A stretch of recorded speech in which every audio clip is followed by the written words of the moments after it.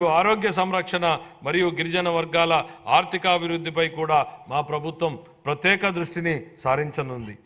వివిధ పథకాల ద్వారా అల్పసంఖ్యాక వర్గాలకు ఆర్థిక కార్యకలాపాలలోనూ మరియు ఉపాధి కల్పించడంలోనూ సమాన భాగస్వామ్యం లభించేలా మా ప్రభుత్వం చూస్తోంది. వారి విదేశీ విద్యకు అలాగే ఇమాంలకు, మౌజంలకు మరియు పాస్టర్లకు ప్రోత్సాహకాలు ఇవ్వాలని ప్రతిపాదించడం జరిగింది. 2024-25 ఆర్థిక సంవత్సరంలో షెడ్యూల్డ్ కులాల కాంపోనెంట్కు 18,497 కోట్ల రూపాయలు, షెడ్యూల్డ్ తెగల కాంపోనెంట్కు 7,557 కోట్ల రూపాయలు, వెనుకబడిన తరగతుల కాంపోనెంట్కు 39,007 కోట్ల రూపాయలు, అల్పసంఖ్యాక వర్గాల సంక్షేమానికి 4,376 కోట్ల రూపాయల్ని కేటాయించాలని నేను ప్రతిపాదిస్తున్నాను. మహిళా అభివృద్ధి మరియు శిశు సంక్షేమం. డాక్టర్ బిఆర్ అంబేద్కర్ గారు మహిళా సాధికారత ప్రాముఖ్యతను నొక్కి ఇలా అన్నారు: మహిళలు సాధించిన పురోగతి స్థాయిని బట్టి నేను సమాజం యొక్క పురోగతిని కొలుస్తాను అని. గౌరవనీయులైన ముఖ్యమంత్రి గారు కూడా ఈ ఆలోచనను గట్టిగా విశ్వసిస్తారు. ఆయన నాయకత్వంలో 1990వ దశకంలోనే మన రాష్ట్రం స్వయం సహాయక బృందాల ఉద్యమంలో దేశంగా అగ్రగామిగా నిలిచింది. పొదుపు చేయడంతో పాటు మహిళల వ్యవస్థాపక శక్తి పెరుగుతుందని, ఫలితంగా స్వయం ఉపాధి మాత్రమే కాకుండా సాధికారత కూడా లభిస్తుందని వారిది దృఢ విశ్వాసం. విస్తృత స్థాయిలో ఒక ఉద్యమంలాగా జరుగుతున్న కార్యకలాపాలకు నాటి ప్రభుత్వ సహకారం లభించడం వలన రాష్ట్రంలోని స్వయం సహాయక సంఘాలకు విశేష ఆదరణ దక్కింది.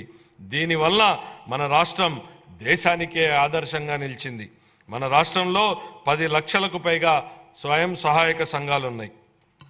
గర్భిణులు, బాలింతలు మరియు 6 ఏళ్లలోపు పిల్లలకు పౌష్టికాహార స్థితిని మెరుగుపరిచేందుకు మా ప్రభుత్వం అనేక వినూత్న చర్యలు తీసుకుంటోంది.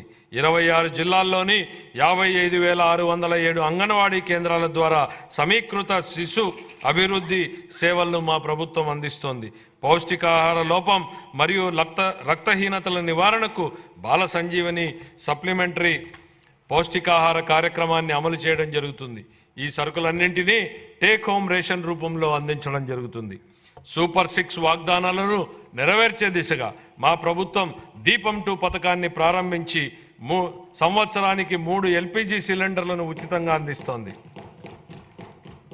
2024లో మొదటి ఉచిత సిలిండర్ పంపిణీ కోసం 895 కోట్లను విడుదల చేయడం జరిగింది.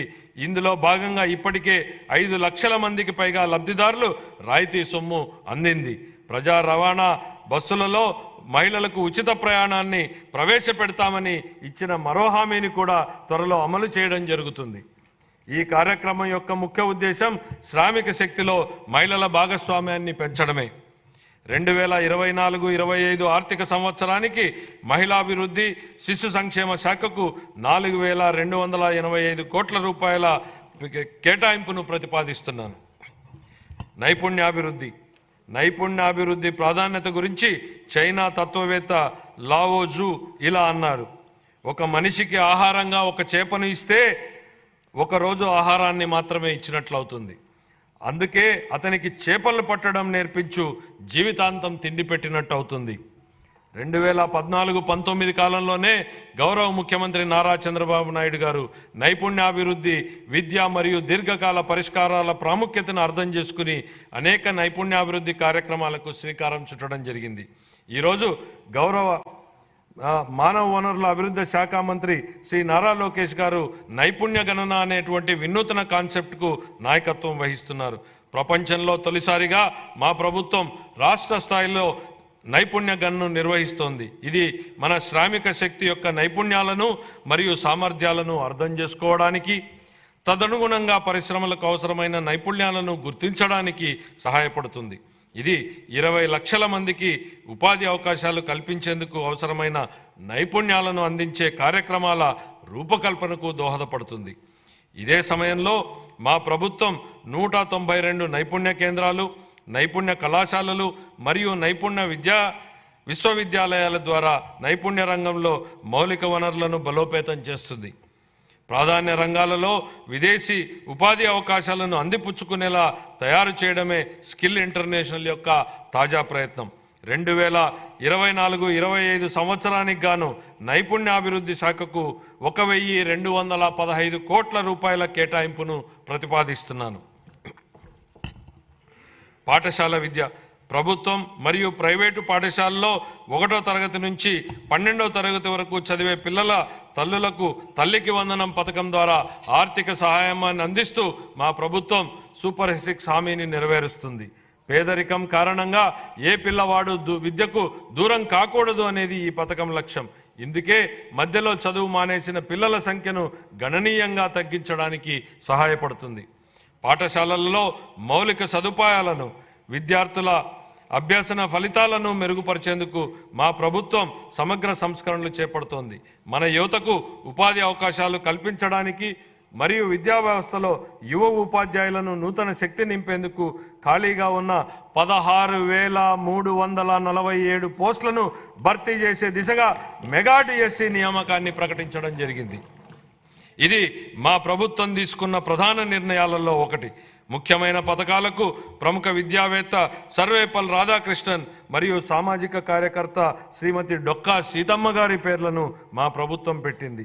ఉపాధ్యాయుల బోధనపై మరింత దృష్టి పెట్టేందుకు వీలుగా అవసరమైన యాప్లను తొలగించడం ద్వారా ఉపాధ్యాయులపై యాప్ల భారాన్ని తగ్గించడం జరిగింది. ఇంటర్ విద్యార్థులకు ఉచితంగా పాఠ్యపుస్తకాలు మరియు బ్యాగులు అందించడం జరిగింది. 2024-25 ఆర్థిక సంవత్సరానికి గాను పాఠశాల విద్యాశాఖకు 29,909 కోట్ల రూపాయల కేటాయింపును ప్రతిపాదిస్తున్నాను. ఉన్నత విద్య.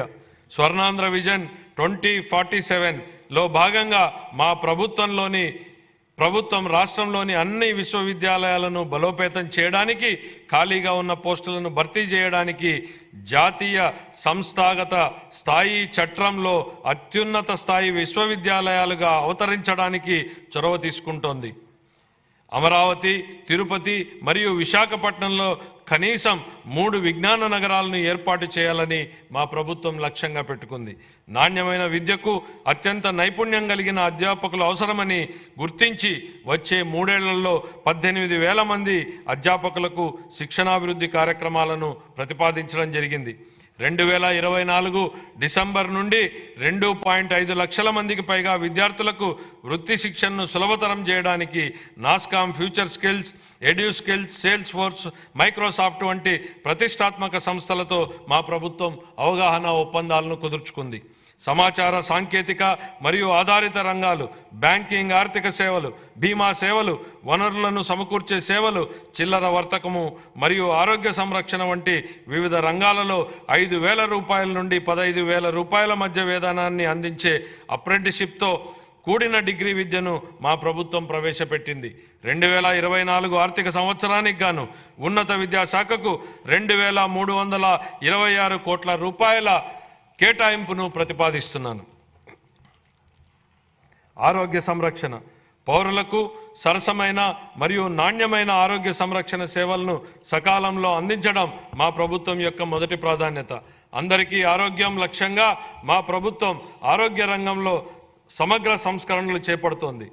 హృదయ సంబంధ వ్యాధులు పెరుగుతున్న దృష్ట్యా అవసరమైన పరికరాలు మరియు మానవ వనరుల శిక్షణ అందించడం ద్వారా స్టెమీ ప్రోగ్రాంని ప్రారంభించాలని యోచిస్తున్నాం. రాష్ట్ర వ్యాప్తంగా సమగ్ర క్యాన్సర్ స్క్రీనింగ్ కార్యక్రమాన్ని ప్రారంభించడం ద్వారా క్యాన్సర్ కేసులను గుర్తించి వైద్య కళాశాలల్లో వైద్యం కోసం చేరే సౌకర్యాన్ని కల్పించింది. పాఠశాల ఆరోగ్య కార్యక్రమం కింద అంగన్వాడీ పిల్లలకు మరియు 18 సంవత్సరాల లోపు ఉన్న పాఠశాల విద్యార్థులకు పుట్టుకతో వచ్చిన లోపాలు, పోషకాల లోపం వలన వచ్చేటువంటి వ్యాధులు, మందకొడి అభివృద్ధి మరియు వైకల్యం అనే 4 లోపాలను గుర్తించడం కోసం పరీక్షలు చేయబడుతున్నాయి. రాష్ట్రంలో ప్రాథమిక ఆరోగ్య కేంద్రాల నుంచి సాధారణ ఆసుపత్రుల వరకు అన్ని రకాల వైద్య సదుపాయాలను మెరుగుపరచడం జరుగుతుంది. మా ప్రభుత్వం డాక్టర్ ఎన్టీఆర్ వైద్య సేవా ట్రస్ట్ వంటి ప్రతిష్టాత్మక కార్యక్రమాలు, 108 మరియు 104 ఆరోగ్య సేవల పునరుద్ధరణ మరియు జాతీయ ఆరోగ్య మిషన్ కింద కుటుంబ సంక్షేమ కార్యక్రమాలను సమగ్రంగా అమలు చేయడం జరుగుతుంది. మాతా శిశు సంరక్షణలో జాతీయ సగటు కంటే మన రాష్ట్ర సగటు మెరుగ్గా ఉంది. తల్లులు మరియు పిల్లల శ్రేయస్సును పెంచే కార్యక్రమాలను అమలు చేయడం ద్వారా దీన్ని మరింత మెరుగుపరచడానికి చర్యలు తీసుకుంటున్నాం. 2024-25 ఆర్థిక సంవత్సరానికి గాని వైద్య ఆరోగ్య శాఖ కోసం 18,421 కోట్ల రూపాయల కేటాయింపును ప్రతిపాదిస్తున్నాను. పంచాయతీరాజ్ మరియు గ్రామీణాభివృద్ధి. మహాత్మా గాంధీ ఇలా అన్నారు, భారతదేశ ఆత్మ గ్రామాలలో ఉంటుంది అని. గౌరవనీయ ఉప ముఖ్యమంత్రి శ్రీ కొణిదెల పవన్ కళ్యాణ్ గారి సమర్థ నాయకత్వంలో స్థానిక స్వపరిపాలన నిజమైన స్ఫూర్తితో ప్రోత్సహించడం ద్వారా పంచాయతీరాజ్ వ్యవస్థకు పూర్వవైభవం తీసుకురావడానికి ఇప్పటికే మా ప్రభుత్వం చాలా కార్యక్రమాలు చేపట్టింది. ప్రణాళిక ప్రక్రియలో భాగంగా అన్ని గ్రామ పంచాయతీల క్రియాశీలక భాగస్వామ్యంతో ఉపాధి హామీ పథకం ఆమోదం కోసం ఆగస్టు 23న ఒకే రోజులో 13,326 గ్రామాలలో పంచాయతీలలో ప్రత్యేక గ్రామ సభలు నిర్వహించడం అనేది ఒక ప్రపంచ రికార్డు. మన రాష్ట్రంలోని అన్ని గ్రామాలలో సిమెంట్ రహదారులను ప్రారంభించడంతో కార్యాచరణ ప్రణాళిక అమలు ప్రారంభమైంది. స్వాతంత్ర దినోత్సవం మరియు గణతంత్ర దినోత్సవాల నిర్వహణ ఖర్చుల క్రితం చిన్న పంచాయతీలకు 100 రూపాయల నుండి 10,000 రూపాయలకు, పెద్ద పంచాయతీలకు 250 రూపాయల నుండి 25,000 రూపాయలకు పెంచి సర్పంచుల ఆత్మగౌరవాన్ని పునరుద్ధరించడం జరిగింది. స్వర్ణ పంచాయతీల కార్యక్రమం కింద పంచాయతీల అభివృద్ధికి ప్రభుత్వం దార్శనిక ప్రణాళికను చేపట్టింది.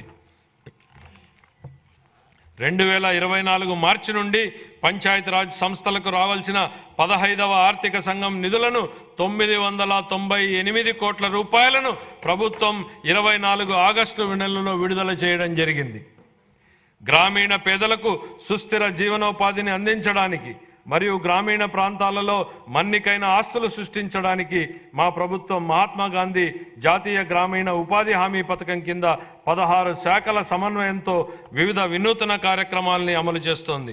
2024-25 సంవత్సరంలో ఇప్పటి వరకు 1.2 మిలియన్లకు పైగా కుటుంబాలకు 100 రోజుల వేతన పరిధిని ఉపాధిని పొందాయి.